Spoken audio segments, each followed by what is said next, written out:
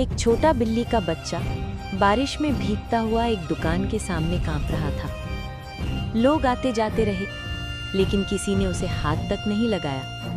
तभी एक छोटा सा लड़का वहां रुका। उसने अपना रेनकोट उतारकर बिल्ली के बच्चे को ढक दिया। लड़का बोला, डर मत, अब मैं हूं।